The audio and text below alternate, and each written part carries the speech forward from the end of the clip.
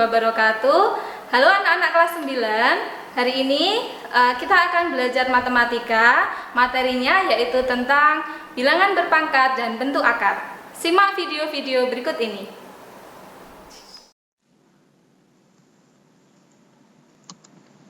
Jadi anak-anak, hari ini kita akan belajar tentang bilangan eksponen.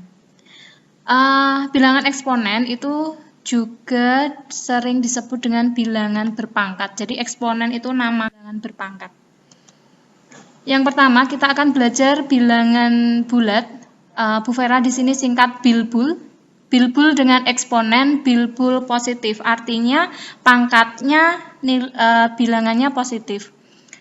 Jadi definisinya seperti ini. Ketika A dipangkatkan N, itu berarti A dikali A dikali A dan seterusnya dikali A. Nah, A-nya itu sebanyak N. Contohnya seperti ini. 3 dipangkat 5 itu sama dengan 3 dikali 3 dikali 3 dikali 3 dikali 3. Jadi 3-nya itu sebanyak 5. Jadi 3 kali 3 kali 3 kali 3 kali 3. Ketika kita kalikan itu hasilnya 273. Nah, dari bilangan bulat positif, eksponen bilangan bulat positif itu ada 5 sifat yang akan kita pelajari. Ya, sifat pertama, A pangkat N dikali A pangkat M sama dengan A dipangkat N ditambah M. Jadi untuk memudahkan anak-anak untuk mengerjakan ketika ada soal A dipangkat N dikali A pangkat M, itu nanti langsung tinggal menjumlah pangkatnya saja. Contohnya seperti ini. Ketika ada soal 2 dipangkat 3 dikali 2 dipangkat 4, cara mengerjakannya itu gampang. Tinggal pangkatnya dijumlah dengan catatan bilangan pokoknya sama, berarti di situ sama-sama 2. Jadi hasilnya 2 dipangkat 3 ditambah 4, 2 dipangkat 7. Untuk pembuktiannya seperti ini. 2 pangkat 3 dikali 2 pangkat 4 sama dengan 2 pangkat 3-nya kita jabarkan menjadi 2 kali 2 kali 2. Kemudian 2 pangkat 4-nya juga kita jabarkan menjadi 2 kali 2 kali 2 kali 2. Nah, dari situ kita bisa hitung angka 2-nya di situ ada 7, berarti 2 pangkat 7, seperti itu.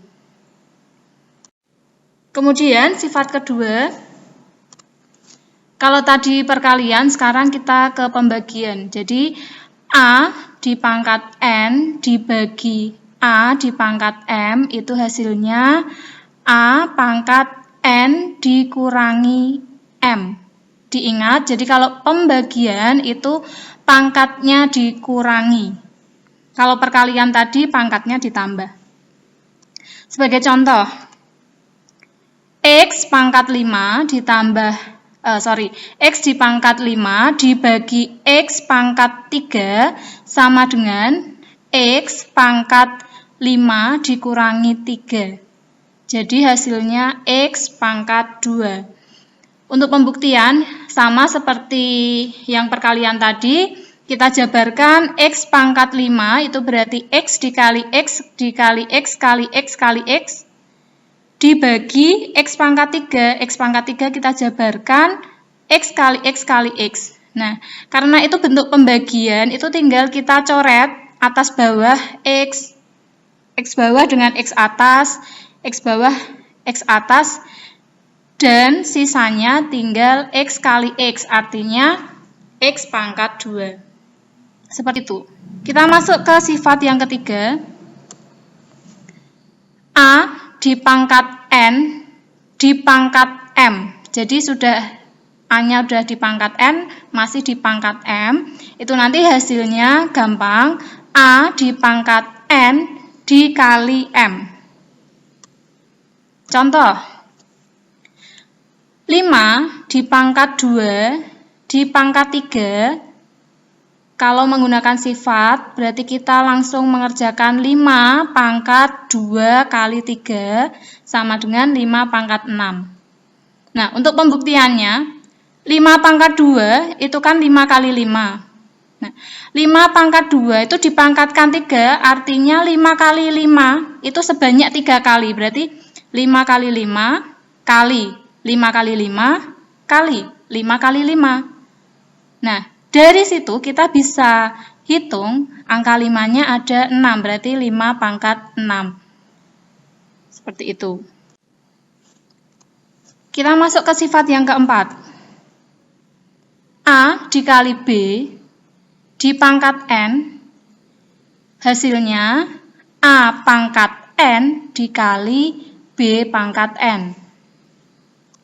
Contoh, 3 dikali 4 di pangkat 3 sama dengan 3 pangkat 3 dikali 4 pangkat 3. 3 pangkat 3 27, 4 pangkat 3 64. Kemudian tinggal dikalikan hasilnya 1728. Untuk pembuktiannya, 3 kali 4 pangkat 3 itu artinya 3 kali 4-nya sebanyak 3 kali. Berarti 3 kali 4 kali 3 kali 4 kali 3 kali 4. Kemudian kita sendirikan 3 kali 3 kali 3. 4-nya juga kita sendirikan 4 kali 4 kali 4. Berarti 3-nya ada 3, 4-nya juga ada 3. Jadi 3 pangkat 3 kali 4 pangkat 3. Seperti itu. Sifat yang terakhir yaitu sifat 5. A dibagi B pangkat N, hasilnya A pangkat N dibagi B pangkat N. Ini sama seperti perkalian tadi, hanya ini pembagian gitu ya. Nah, contohnya Y dibagi Z pangkat 4 itu sama dengan Y pangkat 4 dibagi Z pangkat 4. Untuk pembuktiannya, berarti Y dibagi Z pangkat 4 itu artinya Y dibagi Z itu dikalikan sebanyak 4 kali. Setelah itu, Y-nya kita jadikan 1, Y kali Y kali Y kali Y, ada 4. Kemudian Z-nya juga ada 4. Z kali Z kali Z kali Z. Nah, berarti itu Y-nya jadi pangkat 4 dibagi Z-nya pangkat 4. Jelas ya? Kemudian, kita lanjut materi berikutnya, yaitu bilangan bulat dengan eksponen atau pangkat bilangan bulat negatif. Kalau tadi pangkatnya positif, sekarang kita belajar yang pangkatnya negatif. Nah, misalkan ini ada barisan 2 pangkat 4, 2 pangkat 3, 2 pangkat 2, 2 pangkat 1, 2 pangkat 0, 2 pangkat min 1, dan seterusnya sampai 2 pangkat min n. Di situ artinya ketika 2 pangkat 4 itu nilainya 16. Sedangkan 2 pangkat 3 itu nilainya 8. Dari sini kita bisa hitung bahwa ketika pangkatnya berkurang 1, nilainya itu dibagi 2. Dari misalkan ini dari 16 menjadi 8 itu berarti dibagi 2.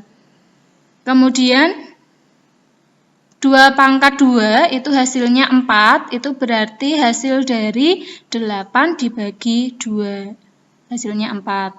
2 pangkat 1, 2. Nah, 2 pangkat 0, anak-anak harus diingat bahwa 2 pangkat 0, bilangan yang dipangkatkan dengan 0, itu hasilnya bukan 0, melainkan, nah ini, melainkan hasilnya 1. Kenapa bisa 1? Ingat tadi, setiap pengurangan pangkat itu dibagi dengan 2, berarti 2 dibagi 2 hasilnya 1. Seperti itu. Nah, ketika 2 pangkat 0, kemudian ke 2 pangkat min 1, itu nanti hasilnya menjadi 1/2. Karena 1 dibagi 2, menjadi 1/2. 2 pangkat min 2 itu menjadi 1/2 dibagi 2, 1/4. 2 pangkat min 3 berarti 1/8. Nah, dari sini kita bisa cek bahwa 2 pangkat min 1 itu sama dengan 1/2 pangkat 1. 2 pangkat min 2 itu sama dengan 1/2 pangkat 2. Kemudian 2 pangkat min 3 itu sama dengan 1/2 pangkat 3. Jadi, ketika suatu bilangan pangkatnya negatif, itu bisa berubah menjadi pangkat positif, tetapi berpindah posisinya. Jadi 2 pangkat min 1 sama dengan 1/2 pangkat 1. Seperti itu. Jadi ketika 2 pangkat min n, ya, itu nanti jadi 1/2 pangkat n. Nah, dari sini berarti bisa kita tarik kesimpulan bahwa A di pangkat 0 itu hasilnya 1. Jadi, berapapun angkanya, ketika dipangkatkan 0 itu hasilnya 1. 1000 pangkat 0 itu hasilnya 1. Dan kesimpulan yang kedua, ketika A di pangkat min n itu hasilnya sama dengan 1/A pangkat n. Nah, materi pertama sudah kita bahas di pertemuan kali ini. Anak-anak bisa latihan soal dengan cek di Google Form. Jadi untuk melatih, mengasah materi, kepahaman materi, anak-anak bisa latihan soal di Google Form. Seperti itu. Demikian materi yang bisa Bu Vera sampaikan. Terima kasih. Wassalamualaikum warahmatullahi wabarakatuh.